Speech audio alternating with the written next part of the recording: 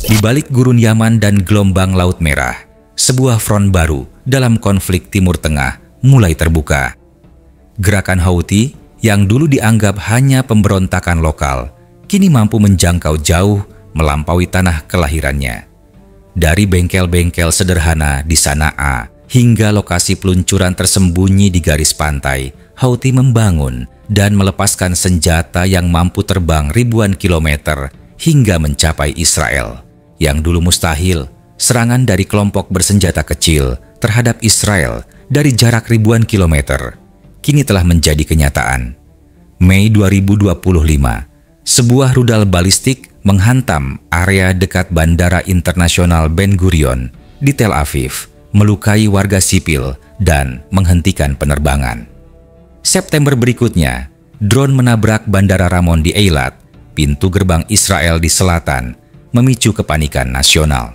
Ini bukan kebetulan, ini adalah strategi. Sebuah kampanye yang terukur, memadukan rudal dan drone, sebagian besar hasil teknologi Iran, untuk menguras pertahanan Israel, menggerogoti ekonominya, dan mengirim pesan yang jelas, kalian tidak pernah benar-benar aman. Untuk memahami strategi mereka, kita harus melihat terlebih dahulu alat perang yang digunakan. Drone. Houthi mengoperasikan berbagai jenis pesawat nirawak, sebagian besar berbasis desain Iran. Shahed 136 dan Shahed 131, yang mereka sebut seri Samad atau Wahid, adalah amunisi loitering dengan jangkauan antara 1000 hingga 2000 km. Bentuknya sederhana, mesinnya bising, tapi murah dan efektif jika diluncurkan dalam jumlah besar. Rudal balistik. Seri Burkan, turunan modifikasi Scud ala Iran, sudah terbukti bisa menghantam jauh hingga Riyadh atau Abu Dhabi. Lebih maju lagi, Quds dan Zulfikar memberi jangkauan hingga 2000 km, cukup untuk mencapai Tel Aviv dan Haifa. Rudal jelajah. Quds 2, turunan dari Soumar Iran, terbang rendah, sulit dideteksi radar, dan bisa diarahkan untuk menyerang target strategis. Bahaya terbesar bukan pada kecanggihan tiap senjata, melainkan cara Houthi menggunakannya secara kombinatif, membuat musuh lelah. Berbeda dengan Israel yang memiliki jet tempur canggih dan sistem pertahanan udara berlapis, Houthi memilih jalur perang asimetris. Serangan kejenuhan. Mereka meluncurkan puluhan drone sekaligus untuk membanjiri pertahanan Israel. Iron Dome atau David's Sling harus menembakkan interseptor yang mahal, sementara setiap drone Houthi hanya bernilai sebagian kecil dari itu. Target simbolik. Bandara Ben Gurion dan Ramon bukan hanya infrastruktur, melainkan simbol internasional. Merusak atau melumpuhkannya, meski sebentar, cukup untuk membuat dunia gempar dan masyarakat Israel merasa rapuh. Tekanan maritim. Di Laut Merah, rudal anti kapal dan drone laut Houthi mengubah jalur perdagangan vital menjadi arena perang. Serangan terhadap kapal dagang menghantam ekonomi global, sekaligus menekan Israel yang bergantung pada impor melalui terusan Suez. Dengan kombinasi itu, mereka menciptakan apa yang disebut analis sebagai segitiga tekanan, udara, darat, dan laut, yang memaksa Israel menyebar pertahanan ke semua arah.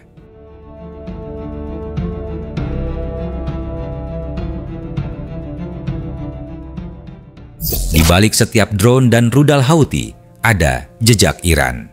Iran memasok teknologi, cetak biru, hingga komponen yang diselundupkan lewat jalur darat Oman maupun laut. Personel Garda Revolusi Islam IRGC dikaitkan dengan pelatihan teknis, mengajari Houthi merakit, dan memodifikasi senjata di Yaman. Drone Shahed yang muncul di langit Ukraina, kini juga muncul di atas Eilat. Rudal Burkan punya kemiripan dengan Qiyam milik Iran. Rudal jelajah Quds sangat mirip dengan Soumar. Strategi Iran jelas, menggunakan Houthi sebagai tangan panjang di selatan, membuka front baru melawan Israel tanpa Iran harus menembakkan satu rudal pun dari tanahnya sendiri. Dengan begitu, Iran memperluas poros perlawanan. Hezbollah di utara, Hamas di Gaza, dan kini Houthi di Yaman mengepung Israel dari segala arah.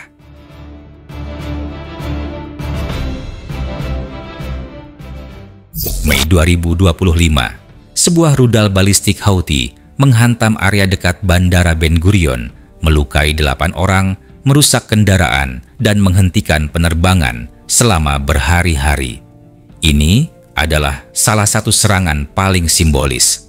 September 2025, sekelompok drone Houthi menyeberang Laut Merah. Satu di antaranya lolos dari pertahanan udara dan menghantam Bandara Ramon di Eilat.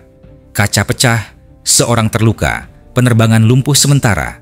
Sehari kemudian, 3 drone tambahan ditembak jatuh oleh IDF dalam perjalanan ke Israel, menandakan kampanye serangan berkelanjutan, bukan serangan tunggal. Kerusakan fisik memang terbatas, namun efek psikologis dan politik jauh lebih besar. Israel terlihat rapuh di mata publiknya dan di mata dunia.